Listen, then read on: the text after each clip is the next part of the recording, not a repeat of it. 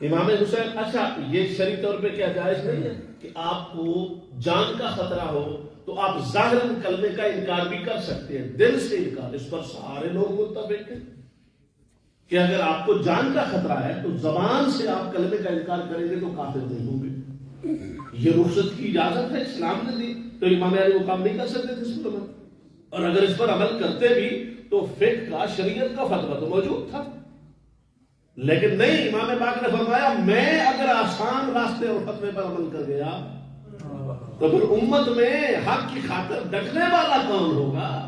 سبحان اللہ۔ اور یہ تربیت سرکار پاک نے خود فرمائی، خود تربیت فرمائی تھی۔ آپ ایک مرتبہ تشریف لے کے گئے کاشانہ فاطمہ پر، سیدہ پاک بطول زہرا کے کاشانہ اقدس میں سرکار تشریف لے کے گئے، تو سرکار پاک جب پہنچے تو سیدہ پاک کا یہ معمول تھا کہ کھڑی ہو کے آقا پاک کی خدمت میں سلام عرض کرتی، تو جب سرکار پہنچے تو سیدہ فاطمہ پاک رضی اللہ تعالی عنہا کھڑی نہیں ہو سکی، تو جب آقا پاک نے پوچھا کہ فاطمہ آج اٹھ کے مجھے ملی نہیں ہو، سرکار نے تو یہ کہنا تھا، ان کا ادب کا طریقہ ہوتا تھا، تو آپ نے جواب کوئی نہیں دیا، لیکن وہ جسم کانپنے لگے اور آنکھوں میں آنسو آ گئے۔ سرکار نے پوچھا فاطمہ میرے ہوتے ہوئے تیری آنکھ میں آنسو نہیں ہونا چاہیے، مجھے وجہ بتاؤ۔ کہا سرکار 3 دن سے بھوکی ہوں اور اتنی نقاہت ہے کہ اٹھ کے کھڑی نہیں ہو سکتا، اتنی بھوک سخت ہے کہ اٹھ کے کھڑی نہیں ہو سکتا۔ آپ حضرت علی المرتضیٰ شیر خدا مزدوری کر کے جو کھانا لے کے آئے تھے وہ میں نے تیار کیا تھا، حسن حسین کو دے دیا، باقی خیرات کر دیا۔ یہ صحیح ہے، خیرات کر دیا، اور خیرات کر دیا، اور مزید تھا نہیں کہ میں خود کھاتی، کیونکہ ان کے حصے مقرر تھے، اتنا خود کھانا ہے، اتنا خیرات کرنا ہے، اپنے لیے بچے یا نہ بچے بانٹنا ہے۔ وہ عام گھر نہیں ہے، وہ اللہ کے نبی کے گھر کا گھر ہے۔ جب سرکار پاک نے یہ بات سنی تو اب سرکار پاک نے کیا کیا؟ گھر سے گئے اور آٹے کی بوری بھجوا دی، تیل بھجوا دیا، گوشت بھجوا دیا، یہ کیا؟ نہیں، میرے آقا نے دعا کے لیے ہاتھ اٹھایا، فرمایا میرے مولا آج کے بعد میری فاطمہ کو بھوک نہ لگے، آج کے بعد میری فاطمہ کو کمزوری نہ سکے، قربان جائے اور ساقہ پاک، یعنی اپنی شہزادی اور صاحبزادی۔ آپ کو پتا ہے بیٹی تو ویسے بھی مسلمانوں کے ہاں تو بیٹی مان ہوتی ہے، باپ کا فخر ہوتی ہے، باپ کی عزت ہوتی ہے، آپ سمجھے نہیں ہے میری بات؟ آپ کو بیٹا آخری وقت میں ہوگا نا تو بندے کے آخری وقت میں جب بابا جی کے یا والد کے منہ میں پانی ڈالتے ہیں، کچھ ڈالتے ہیں تو آدھا اندر جاتا ہے، اتنی ہمت نہیں ہوتی نا، آخری وقت جو ہوتا ہے آدھا گر جاتا ہے۔ ہمارے استاذ کہتے تھے جب باپ کے آخری مرض الموت میں منہ سے پانی نکلے، کچھ پی لے، کچھ گر جائے، تو جو اس پانی کو تولیہ اور رومال سے صاف کرے وہ بیٹا ہوتا ہے، اور جو اپنے دوپٹے کے چلو سے صاف کرے وہ بیٹی ہوتی ہے، وہ بیٹی ہوتی ہے۔ جو اپنے سر کے تاج اور سر کی عزت کو باپ کے اس نکلے ہوئے پانی جس کو عام طور پہ آلودہ سمجھا جاتا ہے اس پر قربان کر دیتی ہے، وہ بیٹی ہوتی ہے۔ سبحان اللہ۔ اور سیدہ کائنات تو ویسے بھی آقا پہ یوں نثار تھی کہ اس کی مثال نہیں ملتی، یعنی اتنی سادرہ بیٹی، 3 دن سے بھوک ہے، پیاس ہے، نکات ہے، کمزوری ہے، اور سرکار پاک سے لفظوں سے اظہار بھی نہیں کر رہی، اور اتنا بڑا آقا اور باپ کہ آپ یہ نہیں فرما رہے کہ اچھا میں ابھی بندوبست کرتا ہوں، 2 جہاں کی نعمتیں ہیں ان کے خالی ہاتھ میں، ان کو تو اللہ نے یہ شرف دیا ہے، اور وہ بھی کر کے دکھائے، ایسا نہیں ہے وہ نہیں، یہ جو آپ بات کر رہے ہیں اس کی کوئی دلیل بھی ہے دلیل، وہ جو مشہور حدیث پاک میں آپ کو حوالے دے سکتا ہوں، میں لے کے آیا ہوں حوالہ جات، مستند و تمام کتابوں کے حوالے ہیں۔ جب سیدہ پاک کو یہودیوں نے دعوت دی کسی شادی میں آنے کی کہ آپ ہمارے پاس آئیں، اور ان کا خیال برا یہ تھا کہ چونکہ ان کے گھر میں عام طور پہ فاقہ رہتا ہے، ان کے پاس پہنے کے کپڑے نہیں ہوں گے تو ہم مزاج بنائیں گے، دنیا داری کا ماحول ہے۔ آپ کو اور مجھے تو یہ بات سمجھنے میں کوئی پرابلم نہیں، یا بچے کہتے نہیں ہے کہ انہوں نے پارٹی میں ان کے بیٹے نے لیمبورگینو پہ بیٹھ کے آنا ہے تو مجھے کرائے پہ ہی کچھ نمبر سے لیجیے لیتے، کہتے ہیں کیا کہیں؟ آپ نے تو کبھی 10,000 کروڑ کے کرائے والی گاڑی لی نہیں نا، ایسے بول رہے جیسے میں کوئی جاننے کی بات کر رہا ہوں، میں ٹھیک بات کر رہا ہوں، یہ دنیا کو دکھانے کی بات، تو وہ ان کے پاس تو تھا ہی دنیا کا دکھاوا نا، تو انہوں نے کہا سیدہ پاک کو بلاتے ہیں، تو سرکار پاک سے اجازت مانگی، سرکار کا اجازت ہے چلے جاؤ، جاؤ گی تو جہاں تم جاؤ گی خیر ہی بٹے گی نا، میرے دیگر ٹکڑا دیکھو۔ تو اس پر سرکار نے فرمایا کہ حضور میں جاؤں گی تو صحیح، مگر میرے پاس باہر جانے کے کپڑے نہیں، تو جب یہ کہا تو فرمایا اچھا کپڑوں کا بندوبست ہو جائے گا آپ جانے کا۔ جب جانے کا وقت تھا تو دروازے پر کسی نے دستک دی، اور دروازے پر دستک دی تو جوڑا مبارک تھا۔ کہا سیدہ کائنات کا جوڑا لے کے آیا، پیش کرنا ہے، انہوں نے دعوت پہ جانا۔ خیر جوڑا شریف آ گیا۔ جب جوڑا آ گیا تو اوپر سے سرکار تشریف لے کے آ گئے، مسکراتے مسکراتے۔ فرمایا فاطمہ جوڑے کا بندوبست ہو گیا کپڑے کا؟ جی حضور ہو گیا۔ فرمایا ٹھیک ہے جاؤ۔ اب گئی، اب وہاں جب پہنچی تو وہ جو جوڑا جنت کے جوڑے سے کوئی دنیا کا کپڑا مل سکتا ہے؟ انہوں نے جب اس کی زرقبیت برقیت اور دیکھی روشنی اور چمک اور چکا چوند روشنی دیکھی تو وہ عورتوں کا تو ویسے مزاج ہے، وہ اپنے سے اچھا کپڑا دیکھ لیں تو وہ تو وہاں ہی بس عورت کا ایک مزاج ہے۔ جب سیدہ پاک کا اتنا خوبصورت ترین قیمتی ترین جوڑا دیکھا تو وہ تو چپ کر کے بیٹھ گئی بہت۔ سیدہ پاک نے فرمایا تم نے مجھے بلایا ہے، تم نے بولنا تھا، تم مجھ سے بول نہیں رہی ہو۔ انہوں نے کہا حضور بول اس لیے نہیں رہی ہے کہ ہم جو آپ سمجھ گئے ہیں اس لیے آپ عجیب کپڑے پہن کے آئے ہیں، کہ ہمارا تو خیال یہ تھا کہ آپ کے باپ کے پاس پیسے نہیں، گھر میں علی پاک کے پاس بھی اتنے پیسے نہیں، تو آپ کو یہ تو آپ جتنا جو جوڑا آپ پہن کے آئے ہیں یہ تو ہم نے کبھی دیکھا نہیں سنا نہیں ہے، تو یہ آپ نے کہاں سے لیا ہے؟ فرمایا اس بات کو چھوڑو، وہ تو میرے آقا نے کہا سے کہا، وہ بندوبست ہو گیا۔ تو کہا حضور پھر اس کا مطلب یہ ہے کہ یہ جوڑا دنیا کا جوڑا نہیں، ہم آپ ہمیں کلمہ پڑھائیں، ہم آپ کے نبی کی امتی بنتی ہیں۔ ان تمام عورتوں نے کلمہ پڑھا اور سرکار جب مسکراتے ہوئے سیدہ پاک واپس تشریف لے تو میرے آقا نے اتفاق فرمایا فاطمہ مکمل طور پہ اپنے باپ کی شبیہ ہے۔ گویا جہاں نبی جاتا ہے ایمان کا نور پھیلا کے آتا ہے، جہاں میری بیٹی جاتی ہے ایمان کا نور پھیلا کے آتا ہے۔ اس پر سرکار سیدہ پاک نے پوچھا ابا جان واقعہ ایسا جوڑا تو میں نے بھی کبھی نہیں دیکھا، یہ کہاں سے آیا؟ فرمایا جو دروازے پہ دستک دے رہا تھا وہ پتہ ہے کون تھا جو جوڑا دیکھ کے؟ وہ جبرائیل امین تھا، وہ جبرائیل علیہ السلام تھے جو تمہیں جنت کا جوڑا دے کے گئے ہیں۔ تو اس پر سیدہ پاک نے فرمایا کہ اس کا مطلب یہ ہوا کہ حضور یہ تو پھر بہت بڑا کرم ہے اللہ کا مجھ پر۔ فرمایا ہاں یہ اس لیے کرم ہے کہ تیرے دل کی چاہت نہیں ہوتی، جو اپنی چاہت اللہ کی چاہت بنا دیتے ہیں پھر اللہ اپنی چاہت ان کے اوپر نازل کرتا ہے۔ تو آپ اندازہ فرما سکتے ہیں جس ہستی کی ماں اتنی عظیمہ کائنات ہو، اس ہستی پر کیا ان کا یہی کمال تھا کہ وہ اسی مقام پر رہے، وہ اسی شرط پر رہے۔ اور وہ جو مشہور بات آپ نے سنی ہے اور حدیث پاک ہے جس کو آپ نے سن رکھا ہے اور بڑی عظیم حدیث پاک ہے، اس میں کوئی شک بھی نہیں ہے کہ آقا پاک صلی اللہ علیہ وسلم جب سجدہ میں موجود تھے تو نماز پڑھ رہے تھے سرکار پاک، تو نماز میں سرکار جب سجدہ میں گئے تو سجدہ میں جاتے ہوئے سجدے کی حالت تھی تو حسنین پاک آئے اور سجدے کی حالت میں سرکار پاک کی پشت مبارک پر سوار ہوئے۔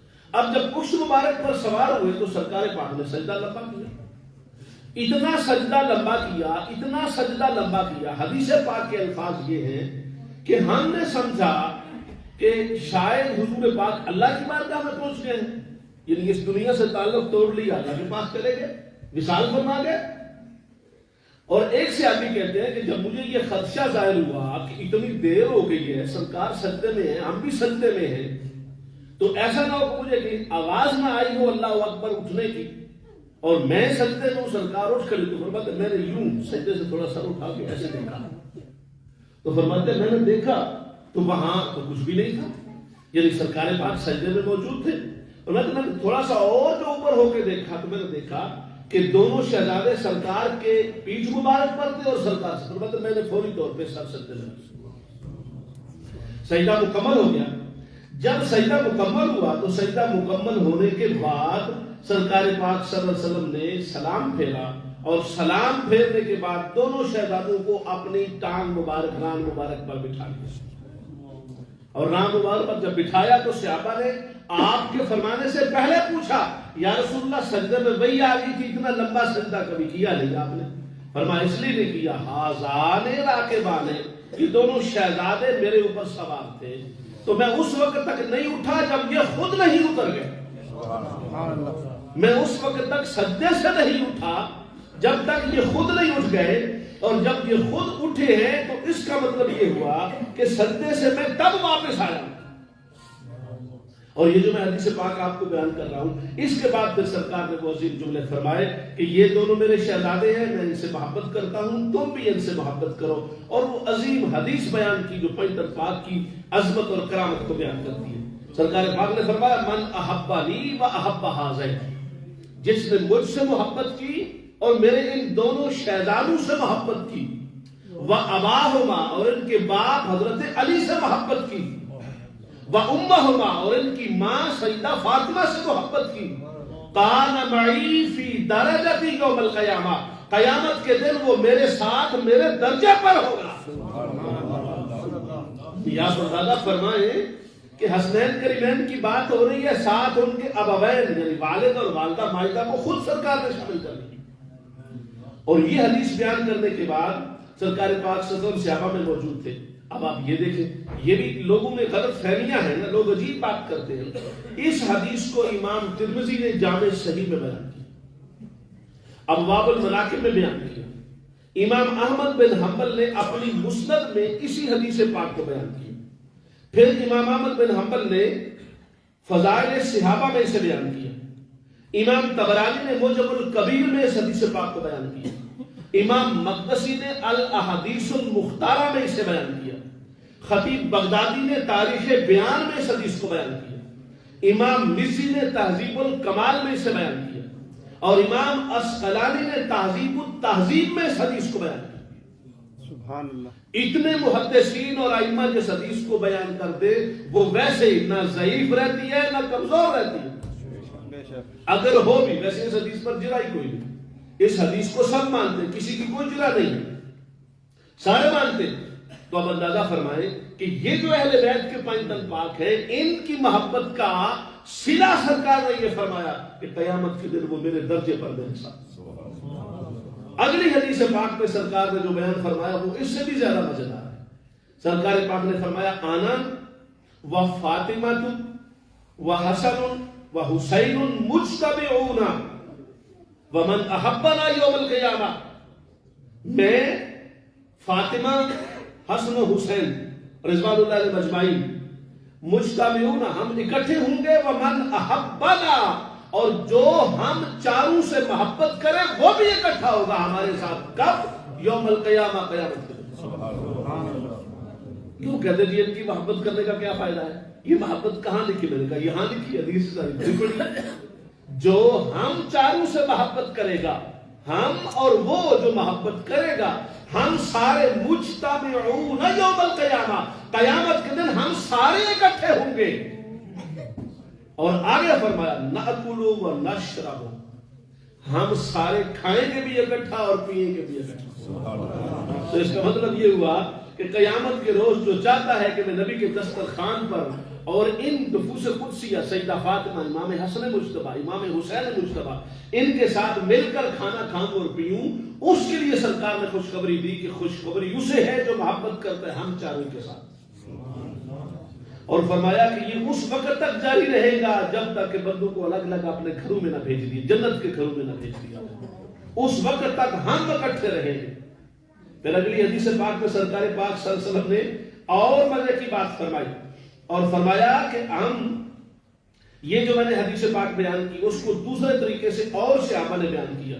فرمایا کان نبی صلی اللہ علیہ وسلم یصلی والحسین والحسن والحسین علی ظہرہ، حضور پاک نماز پڑھ رہے تھے اور نماز کے دوران حسن اور حسین حضور کی پیٹھ مبارک پر تھے، اور پیٹھ مبارک پر تھے تو ایک صحابی آگے بڑھے اور انہوں نے ہاتھ سے ان کو سرکار کی پیٹھ مبارک سے اتارنا چاہا۔ تو جو فرمایا اتارنا چاہا، جب اتارنا چاہا تو قال نبی صلی اللہ علیہ وسلم دعوہما، چھوڑ دو ان کو، رہنے دو، ان کی پیٹھ پہ رہنے دو، پیٹھ سے اتارو بات۔ یعنی جو تم سمجھ رہے ہو یہ وہ بات نہیں ہے، یہ میرے محبوب شہزادے ہیں، انہیں رہنے دو۔ اور آگے فرما بے ابی ہما و امی، یہ دو شہزادے وہ ہیں ان پر میرے ماں باپ قربان، ان پر میرے سرکار نے فرمایا ان پر میرے ماں باپ قربان۔ اب آپ اندازہ فرمائیں، جسے آقا فرمائے کہ ان پر میرے ماں اور باپ قربان، ان ہستیوں کی عظمت کا عالم کیا ہوگا۔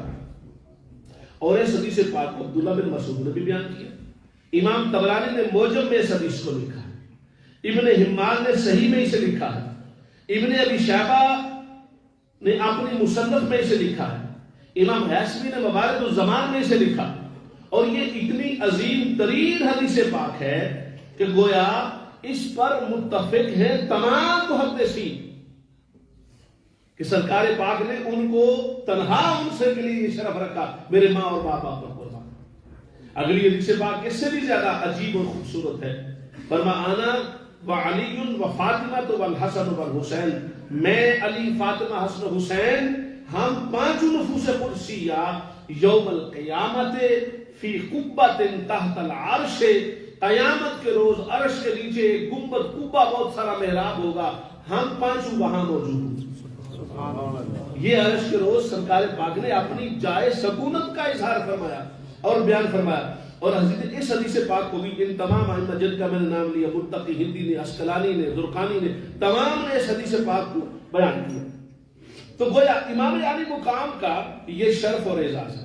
آخری بات جو میں نے آپ کو کرنی ہے، وقت ختم ہو رہا ہے، جو بات میں نے آپ سے میسج کے طور پہ کرنی ہے، اہل بیت پاک سے محبت اور حسنین کریمین سے محبت اور پھر حسین لجپال سے محبت، یہ وہی کر سکتا ہے جو اللہ اور اس کے رسول کا محبوب اور محب ہوگا۔ جسے اللہ رسول کی محبت نہیں ملی وہ حسین پاک سے محبت نہیں کر سکتا۔ جسے شرف مل گیا وہ محبت کرتا ہے اور ایمان کی کامل سلامتی کے ساتھ جاتا ہے۔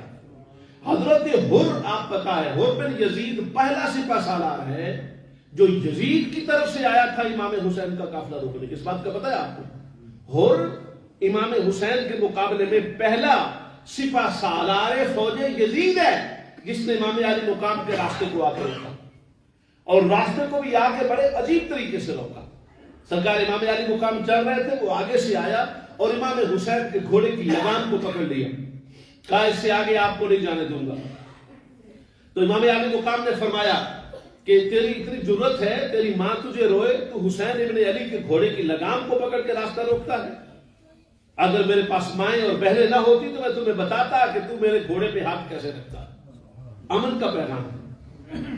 یہ بات جب اس نے سنی تو حر بن یزید نے اس وقت کہا کہ آپ نے تو میری ماں کا نام لیا ہے، لیکن اب مسئلہ یہ ہے کہ میں تو آپ کی ماں کا نام وضو کے بغیر لے بھی نہیں سکتا، میں تو آپ کی ماں کا سیدہ پاک کا نام وضو کے بغیر لے بھی نہیں سکتا۔ اس پر حضرت عباس بجلی کی سی کڑک کے ساتھ لپکے اور فرمایا ابھی حر نے کیا بولا؟ امام علی مقام نے فرمایا اس نے کچھ نہیں بولا، اس نے ہماری ماں کی عظمت بولی۔ اس پر جناب حضرت عباس غازی علمدار شہید خاموش ہو گئے۔ لیکن یہی حر جب 10ویں محرم الحرام کو آیا اور جنگ ہونے لگی تو حر دوڑ کے گیا، جا کے عمر بن سعد سے کہنے لگا کہ آپ واقعی لڑائی پہ تیار ہو گئے؟ اس نے کہا ہاں، ایسی لڑائی ہوگی جس میں سر کٹیں گے اور بازو کٹیں گے۔